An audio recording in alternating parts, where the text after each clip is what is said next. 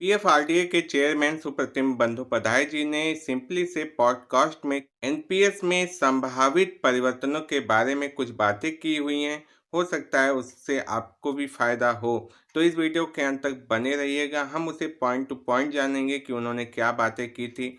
तो बहुत सी बातें मुझे भी यूजफुल लगी कि हो सकता है इससे काफ़ी चेंज आ जाए और मुझे भी अपने फंड में काफ़ी ग्रोथ में देखने को मिल सकता है। आपका एनपीएस में निवेश हो रहा है या आप एनपीएस में निवेश करने की सोचे हैं, तो दोनों स्थिति में ये इन्फॉर्मेशन आपके लिए बहुत फायदेमंद हो सकती है। तो चलिए दोस्तों शुरू करते हैं। नमस्कार दोस्तों, मैं कुलजैन सिंह आपके अपने चैनल फाइनेंस की पाठशाला में आप सभी का स्वागत करता हूँ।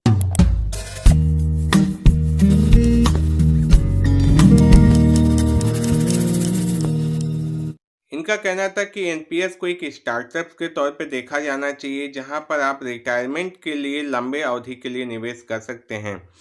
तो जैसे एक स्टार्टअप्स में लोग निवेश करते हैं ये देखकर कि लंबे समय में अच्छा रिटर्न दे सकता है, उसी तरह एनपीएस को भी अब देखा जा सकता है कि यहाँ पर लंबे समय अवधि के लिए आप अपने रिटायरमेंट के लिए निवेश कर सकते हैं। दूसरी इन्होंने बात की कि एनपीएस के फंड को आईपीओ में भी निवेश करने की अनुमति दी जानी चाहिए, दी जा सकती है। यहाँ पर प्राइवेट सेक्टर के जो पेंशन फंड मैनेजर हैं उन्हें तो पहले से अनुमति है कि वो आईपीओज में निवेश कर सकते हैं।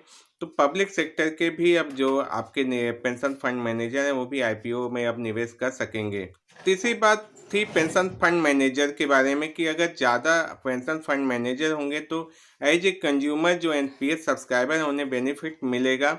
वहाँ पर फंड को ज़्यादा अच्छे से मैनेज करने का प्रयास करेंगे, ज़्यादा अच्छा रिटर्न देने की कोशिश करेंगे, तो आपको कैपिटल ग्रोथ अच्छी मिल जाएगी। तो यहाँ पर प्रयास हो रहा है कि ज़्यादा अच्छे पेंशन फंड मैनेजर्स यहाँ पर आएँ। तो एक्सिस बैंक को यहाँ पर अप्रूवल मिल चुका है।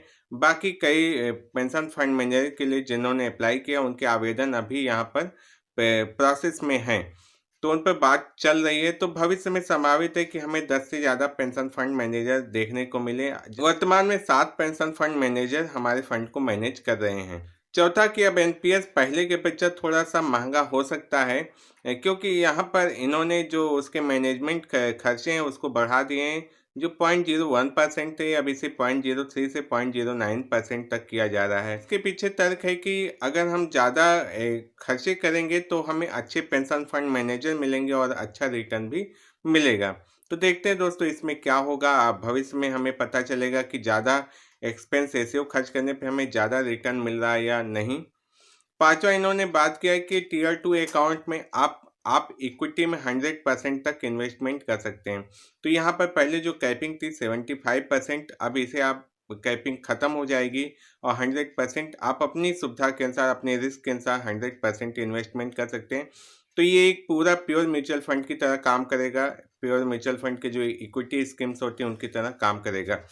तो पहले ये तो थोड़ा थोड़ा हाइब्रिड स्कीम की तरह काम करते थे हमारे टियर 2 अकाउंट। तो अब प्योर हम इक्विटी में जा सकते हैं। तो यहाँ पर संभावित है कि आप अगर अच्छा चुनाव करेंगे तो आप अच्छा रिटर्न भी पा सकते। एनपीएस में फॉरेन डायरेक्ट इन्वेस्टमेंट 49% ही था।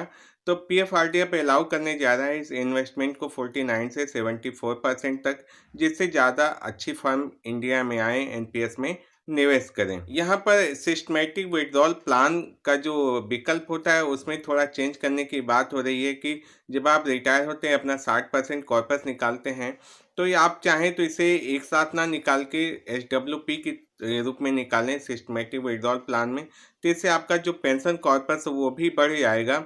तो यहाँ पर आपका एन्युटी अमाउंट भी बढ़ जाएगा। भविष्य में संभावित है कि हम स्टार्टअप्स में, आईपीओ में और फ्यूचर एंड ऑप्शंस में भी निवेश करके अच्छे इन्वेस्ट रिटर्न प्राप्त कर सकते हैं। अच्छा फंड इकट्ठा कर सकते हैं अपने रिटायरमेंट के बाद के टाइम के लिए। तो दोस्तों ये रही कुछ बातें जो सिंपली से पॉडकास्ट के दौरान हुई थी।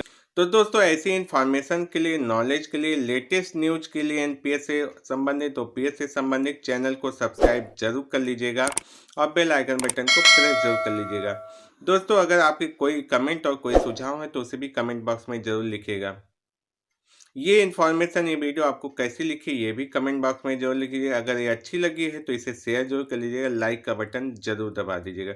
चलिए दोस्तों फिर मिलेंगे किसी और इन्फॉर्मेशन के साथ, तब तक के लिए नमस्कार।